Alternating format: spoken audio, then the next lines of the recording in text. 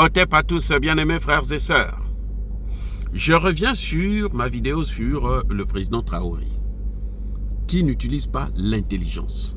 Il utilise un autre principe pour gouverner le Burkina Faso et pour faire avancer l'AES. D'ailleurs, les 3 pays de l'AES, c'est le principe fondamental qu'ils utilisent, l'obéissance à leur maître. Oui.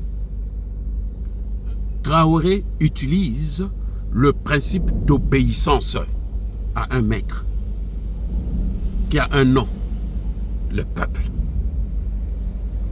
Quand pour obéir à un peuple, c'est ça la force d'un dirigeant. Écoutez bien. Vous n'êtes pas obligé de vous casser la tête. Vous avez un maître. C'est le peuple là que vous êtes qui est en train de vous suivre. C'est lui qui dit non, nous on va aller de tel côté. On va aller de ce côté-là. Est-ce que pour ça vous avez besoin de l'intelligence? Dites-moi. Pour obéir à des ordres, est-ce que vous avez besoin de l'intelligence? Même quand on travaille là, les bons travailleurs, ce n'est pas ceux qui s'opposent à leur maître, à leur superviseur. Non. Quand le superviseur dit fais ceci, oh non, c'est pas comme ça, monsieur le superviseur, vous voyez, nous, ça c'est pas comme ça, voici comment. Non. Lorsqu'il va te noter, il va dire que celui-là, c'est un contestataire. Le bon superviseur va vous noter par rapport aux directives que vous suivez. S'il dit, voici la procédure que je veux que vous puissiez suivre pour préparer mes rapports. Vous devez commencer d'abord par me donner tel élément. Après, vous me donnez tel autre élément. C'est comme lorsqu'à l'école, non? Le professeur vous dit que une rédaction, hein? Ou, si vous voulez, d'autres appellent ça une dissertation. Il y a une introduction, il y a un développement, il y a une conclusion. Ce sont les directives que nous avons tous reçues à l'école. Introduction, développement, conclusion. Maintenant, on vous dit dans l'introduction, voilà ce que vous allez faire. Vous annoncez ce que vous allez dire. Dans le développement, vous expliquez ce que vous avez annoncé. Dans la conclusion, vous prenez position. Et vous élargissez le sujet. C'est une procédure. Quand on vous donne un devoir, un sujet de dissertation, s'il n'y a pas les 3 parties là, vous aurez quoi? Une mauvaise note. Pourquoi? Parce que vous n'avez pas suivi les directives du professeur, du maître. Un État, c'est pareil. Vous voulez gouverner un État, faites ce que le peuple vous demande. Vous allez voir que vous allez gouverner l'État. Je vous ai pris l'exemple de Tshisekedi et de Traoré. Vous allez me dire que mais Tshisekedi, aujourd'hui, il est soutenu par les Congolais, la majorité. Oui, c'est vrai. Pourquoi? Par solidarité. Parce qu'ils ne veulent plus, ils ont compris ce que Kagame est en train de faire dans leur pays. C'est pour ça qu'ils le soutiennent. Mais ce n'est pas parce qu'il a réussi, puisqu'il n'a même pas encore réussi. Vous voyez la différence? Alors que Traoré, on le soutient parce qu'il fait ce que le peuple lui demande de faire. Et si Traoré se trompe, ce n'est pas lui qu'on va punir. C'est le peuple qu'on va punir. C'est le peuple qui va se sentir, ah, nous on l'a entraîné dans une mauvaise voie, cette voie-là, ce n'est pas la bonne. Et ce même peuple-là a les moyens de corriger. Vous voyez, je vous ai dit la différence entre deux présidents qui sont aimés par leur peuple. Il y a un qui ne respecte pas ce qu'on lui dit, mais malheureusement, il a la chance de tomber dans une situation où les gens ne connaissaient pas la vérité. Maintenant, ils connaissent la vérité. Avec surtout le travail que nous faisons, on informe les Congolais, on informe les Africains et tout. Maintenant, les gens comprennent que, oh, mais si on ne soutient pas Tshisekedi, on risque d'aller encore plus loin. Donc là, Tshisekedi bénéficie de ce soutien. Mais en réalité, il ne devait pas être soutenu, puisque depuis longtemps, on lui a dit, fais partir la MONUSCO. Il a refusé. Appelle-nous les Russes. Il a refusé. Il n'obéit pas à son peuple. Il n'obéit pas à son maître. Et aujourd'hui, si, avec les Américains, si ça échoue, c'est-à-dire que les Américains viennent, et puis au lieu de apporter la sécurité, ils aggravent la situation, Tshisekedi sera le seul responsable. Ce qui n'est pas le cas pour Traoré pour Assimi Goïta, pour Tiani. Les terreaux continuent à massacrer les gens.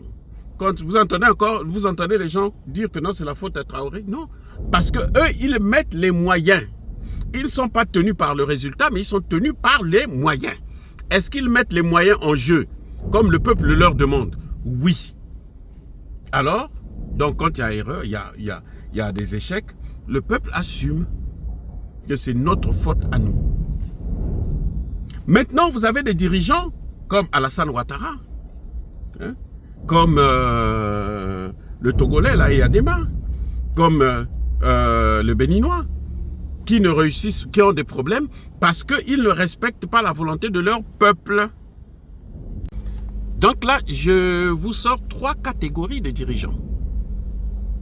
Un qui fait exactement la volonté de son peuple, et même quand il y a des erreurs, il n'est pas responsable. Il y en a, ça c'est Traoré et les pays de l'AES. Un peu aussi Touadéra, un peu aussi le Tchadien en train de venir sur la même longueur, la même voie. Mais il y en a un, par exemple Tshisekedi, qui lui, le peuple lui donne une voie à suivre. Il dit non, la voie du peuple là n'est pas bonne. Il choisit sa voie à lui. Je ne dis pas que en faisant venir les Américains c'est mauvais. C'est une bonne voie. Mais au cas où il y a une erreur, où les Américains abusent par exemple de leur pouvoir, ou bien ils changent leur manière de coopérer avec le Congo, Tshisekedi sera seul responsable. Ce n'est pas les Congolais qui seront responsables. Mais la situation est encore plus grave pour les Alassane Ouattara et les autres. Parce que eux, non seulement le choix qu'ils font alors pas du tout, eux ils sont différents des 2 autres cas. Ils sont complètement différents. Mais ce que je peux dire, c'est que eux, s'ils ont quelque chose, d'abord eux, ils sont même haïs. Mais alors, personne ne peut les regarder. Personne ne peut les regarder. Vous avez vu que, par exemple, Tshisekedi l'une des forces de Tshisekedi, c'est d'avoir soutenu les Ouazalendo. Tshisekedi n'a pas sacrifié les Ouazalendo. Il a soutenu les Ouazalendo. En tout cas, de ce côté, il a fait ce que le peuple lui demandait. Donc, Tshisekedi est un peu au milieu. Vous voyez, il joue avec le feu. Hein? En quelque sorte. Mais les autres, là, les autres chefs d'État, là, africains, là, vous voyez que ça ne marche pas du tout, là. D'ailleurs, le résultat, c'est que le résultat, ça ne marche pas du tout. Les 2 cas, que ce soit de Tshisekedi ou de Traoré, vous avez quand même des résultats qu'on peut saluer.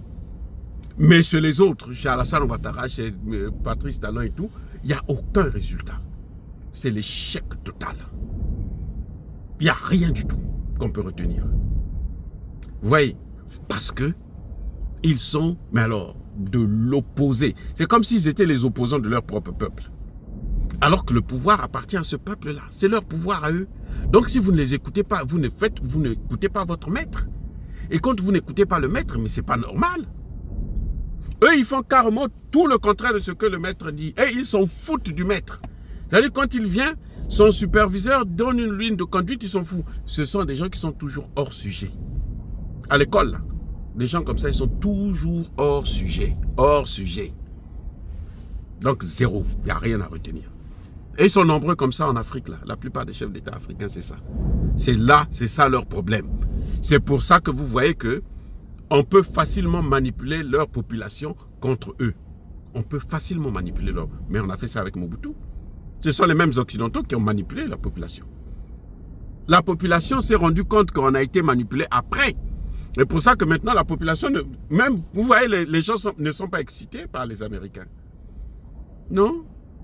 Les gens se disent que, bon, ben, comme nous souffrons trop, s'ils peuvent nous aider, s'ils peuvent changer d'avis, bon, ben, tant mieux. Mais ils ne sont pas excités. Les Congolais ne sont pas excités par les Américains, que vous voyez, les contrats, là. On a beau faire du bruit là-dessus, là. Les Congolais ne sont pas excités par ça. Parce qu'ils savent que ce sont les mêmes qui ont amené cette situation dans laquelle ils sont aujourd'hui. Qui ont amené les larmes qu'eux, ils sont en train d'essuyer. Les deuils qu'ils sont en train de... Oui, ils le savent, les Congolais le savent. Il faut être fou pour ne pas comprendre ça, pour ne pas reconnaître ça. C'est la vérité. Vous voyez? Donc, eux, aujourd'hui, c'est difficile d'atteindre Tshisekedi parce que Tshisekedi a soutenu. Mais alors, les Américains, les Occidentaux, ont demandé à Tshisekedi expressement de neutraliser les Wazalendo, les mettre hors état de nuire. Tshisekedi a refusé. Là, il a fait la volonté du peuple. Et ça, c'est l'une des raisons qui fait qu'aujourd'hui, il est extrêmement soutenu. Parce que la diplomatie de Tshisekedi a un succès, le succès des Wazalendo. Ce sont les Wazalendo qui font le succès de la diplomatie de Tshisekedi. Je vous ai expliqué ça dans une de mes vidéos. Fight and talk. Soyez bénis, abondamment bénis par le Dieu de Kémite et par nos ancêtres angélisés. Mais que tous ceux qui persécutent le continent africain, le pillent et le déstabilisent, qu'ils soient noirs, blancs, chinois, arabes, juifs, indiens, qui qu'ils soient punis, maudits, foudroyés, neutralisés, écrasés, effacés par le Dieu de Kémite et par nos ancêtres angélisés. Vive l'Afrique éternelle. J'ai dit et j'assume.